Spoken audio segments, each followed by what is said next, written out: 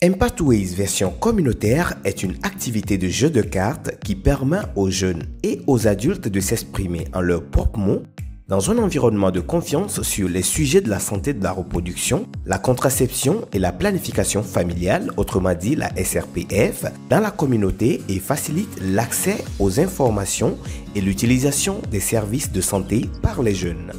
Cette vidéo présente l'outil Empathways communautaire et décrit les différentes étapes du déroulement d'une discussion communautaire en utilisant ces cartes. Les cartes Empathways permettent aux participants de suivre le cheminement pour atteindre l'empathie et déclencher des actions concrètes en passant par la prise de conscience de la situation du jeune, la compréhension de la situation et la compassion. Ce jeu de cartes est composé de 4 tours.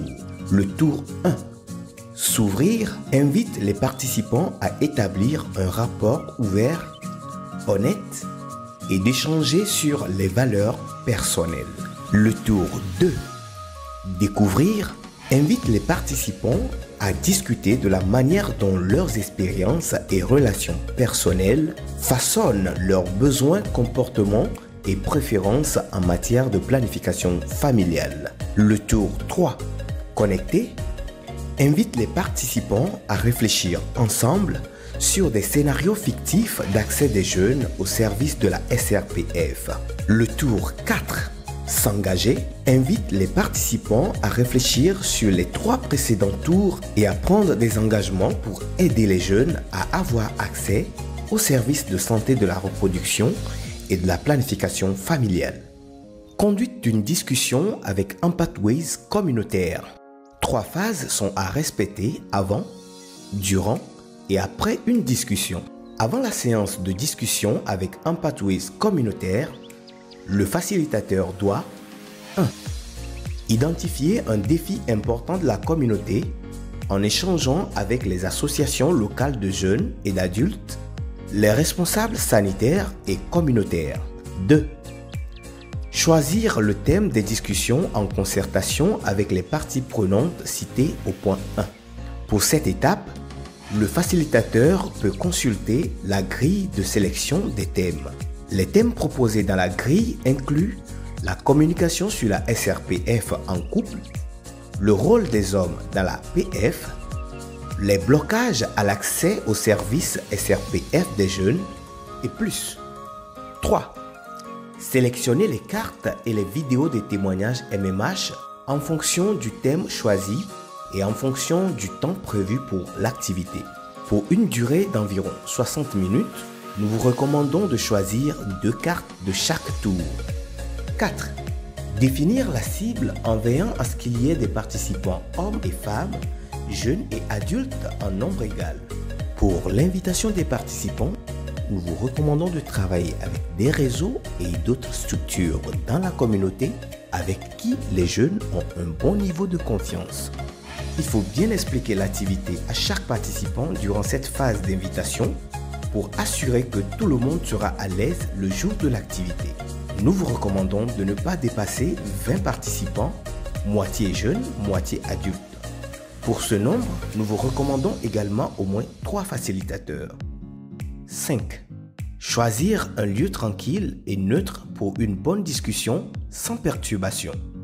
Pendant la séance de discussion avec Empathways communautaire, avant de commencer, veuillez installer les participants jeunes et adultes suivant une disposition en cercle, demi-cercle ou en U. Ensuite, se présenter en informant brièvement sur votre structure ou organisation, incluant son but, ses objectifs et ses activités, et donner l'occasion aux participants de se présenter également. Expliquez aux participants que durant votre séance, vous allez utiliser des outils développés par la campagne Merci Mon Héros, tels que les vidéos de témoignages sur l'expérience des jeunes et le dialogue intergénérationnel en matière de SRPF, y compris les premières règles, les premiers rapports, les grossesses et plus, les cartes Empathways et les dépliants sur les méthodes de planification familiale.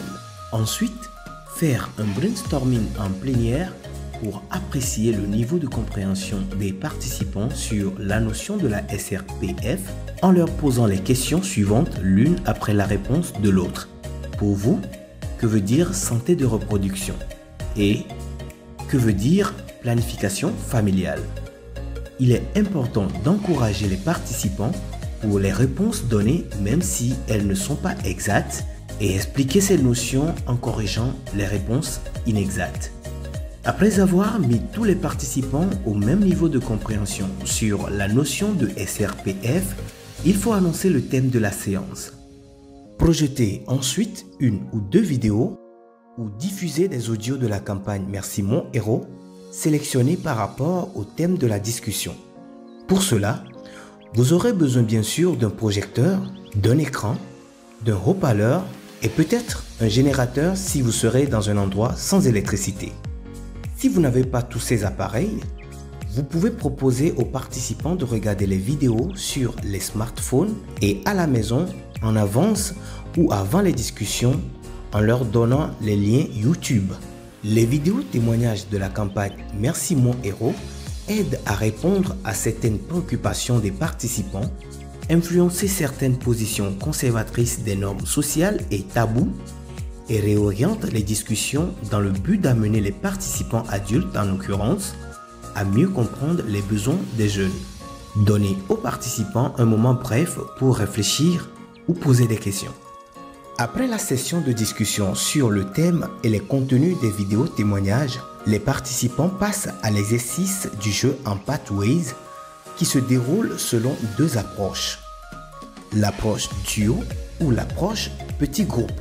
L'approche duo consiste à mettre les participants en binôme, c'est-à-dire un jeune face à un adulte sans distinction de sexe. Les binômes sont séparés les uns des autres d'une distance raisonnable de sorte que les conversations d'un binôme ne soient perçues par l'autre binôme. Cette approche permet aux participants d'avoir une expérience beaucoup plus émouvante et individuelle dans un climat de confidentialité favorisant l'empathie. Dans cette approche, le facilitateur doit s'assurer que chaque binôme dispose de son lot de cartes en Pathways sélectionnées en fonction de la grille des thèmes, que les binômes jeunes et adultes doivent savoir lire ou, au cas échéant, l'un d'entre eux pour faire la traduction à l'autre et tenir les conversations en une langue comprise par les deux. D'expliquer l'activité aux participants en se servant du guide du facilitateur. D'assister les binômes en cas de difficulté, gérer le timing de chaque tour du jeu.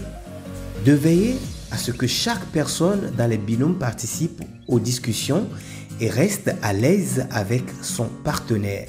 Il est important de disposer d'un nombre suffisant de cartes en Pathways pour l'approche duo.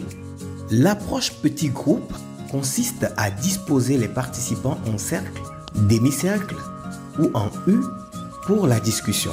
Ceci permet de toucher plus de personnes et d'utiliser moins de ressources en termes de cartes en Pathways. Mais dans cette approche, tous les participants ne s'ouvrent pas à l'activité du fait du nombre.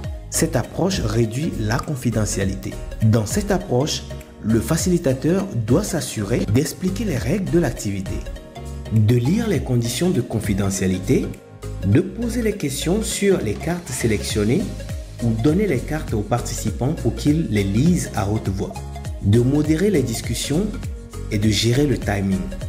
Que les participants prennent la parole en levant la main, que tous les participants prennent la parole pour donner leur avis.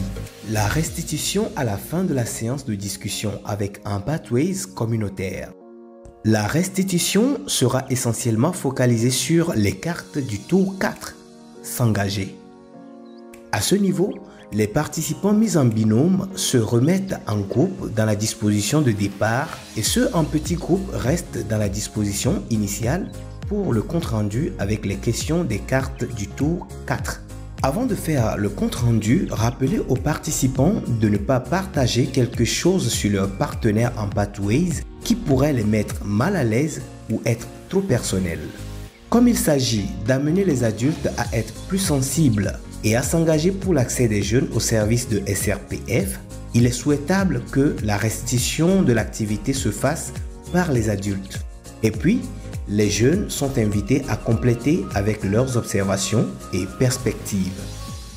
Pour finir le 4e tour de l'activité en Pathways communautaire, Le facilitateur met à la disposition des participants adultes et jeunes du papier et du stylo pour écrire leurs engagements envers eux-mêmes sur ce qu'ils vont faire pour être plus à l'écoute des jeunes et les aider à mener une vie saine et épanouie en complétant les phrases des cartes numéro 8 et 9 du tour 4, respectivement pour les adultes et pour les jeunes.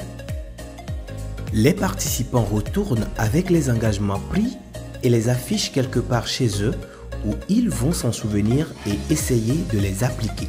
Le facilitateur, quant à lui, photographie les engagements des participants qui sont d'accord qu'on leur fasse un suivi ultérieurement sur les engagements qu'ils ont pris.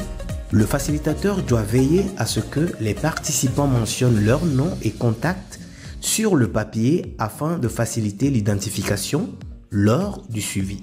Avant de se séparer, le facilitateur distribue des dépliants sur les méthodes modernes de planification familiale ou d'autres gadgets pouvant les informer sur les méthodes de PF et l'utilisation des services de santé. Nous vous remercions de votre attention et nous vous encourageons à organiser des séances de discussion avec un Pathways communautaire selon les directives de cette vidéo. Nous sommes ravis d'avoir collaboré.